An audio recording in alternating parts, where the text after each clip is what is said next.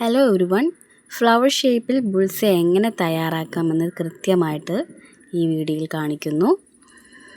അതിനായിട്ടൊരു ദോശക്കല്ല് എടുത്തു. ചൂടായതിനു ശേഷം കുറച്ച് എണ്ണ ഒഴിച്ചു കൊടുത്തു. നന്നായിട്ട് ആ ദോശക്കല്ലിൽ തേച്ച് കൊടുക്കുന്നുണ്ട്. ഇനി സവാള, പകുതി മുറിച്ച സവാള ഇതുപോലെ ഈ കാണുന്ന രീതിയിൽ കട്ട് ചെയ്തെടുത്തതാണ്. 5 പീസാണ് എടുത്തിരിക്കുന്നത്. അപ്പോഴേ ഒരു ഫ്ലവറിൻ്റെ ഷേപ്പിൽ കിട്ടത്തുള്ളൂ. കണ്ടില്ലേ, ഈ കാണുന്ന വിധത്തിൽ വെച്ച് കൊടുക്കുക. ഇപ്പോൾ തന്നെ ഒരു ഫ്ലവർ ഷേപ്പ് കിട്ടി. ഇനി മുട്ട പൊട്ടാതെ ഒരു പാത്രത്തിൽ നമുക്ക് പൊട്ടിച്ച് എഗ് വൈറ്റായിട്ട് തിരിച്ച് വെക്കണം. ആദ്യം ഈ എഗ് വൈറ്റാണ് നമുക്ക് ഒഴിച്ച് കൊടുക്കേണ്ടത്. കണ്ടോ, നമ്മൾ എഗ് വൈറ്റ് ഒഴിച്ച് കൊടുക്കുന്നുണ്ട്. ഒഴിക്കുന്ന സമയത്ത് സവാളയുടെ പുറത്തേക്കൊക്കെ ഈ എഗ് വൈറ്റ് ഒഴുകിപ്പോകും, കുഴപ്പമില്ല. ഇത് ഫില്ല് ചെയ്തങ്ങ് ഒഴിച്ച് കൊടുക്കുക.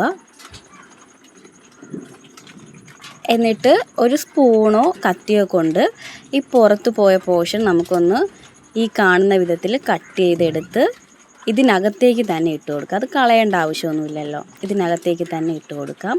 ഞാൻ ആദ്യം സ്പൂൺ വെച്ചാണ് കട്ട് ചെയ്തെടുത്തത്. പിന്നെ ഒരു കത്തി എടുത്തു. അത് വെച്ച് സൈഡ് പോർഷൻ എല്ലാം നല്ല ഭംഗിയായിട്ടൊരു വൃത്തിക്ക് നമ്മളതൊന്ന് കട്ട് ചെയ്തെടുക്കുന്നുണ്ട്. ഈ കട്ട് ചെയ്തെടുത്ത പോർഷൻ എല്ലാം ഇനി ഇതിനകത്തേക്ക് തന്നെ ഇട്ട് കൊടുക്കുന്നുണ്ട്.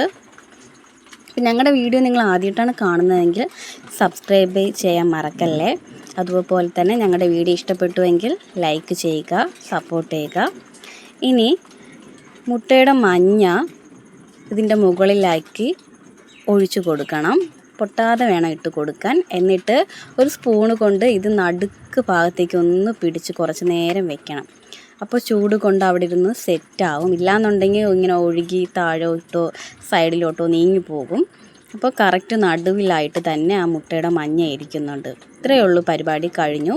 ഇനി നമുക്ക് പാത്രത്തിലേക്ക് മാറ്റാം. അപ്പോൾ നമ്മൾ എപ്പോഴും ഉണ്ടാക്കുന്ന ബുൾസൈയിൽ നിന്ന് വ്യത്യസ്തമായിട്ട് ഇത്തരത്തിലൊക്കെ ഉണ്ടാക്കുവാണെങ്കിൽ കുട്ടികൾക്കൊക്കെ കൊടുക്കുമ്പോൾ അവർക്ക് കഴിക്കാനൊക്കെ ഭയങ്കര ഇഷ്ടമായിരിക്കും. അപ്പോൾ ഞങ്ങളുടെ വീഡിയോ ഇഷ്ടപ്പെട്ടു എന്ന് വിചാരിക്കുന്നു. പുതിയ വീഡിയോയുമായി വീണ്ടും കാണാം.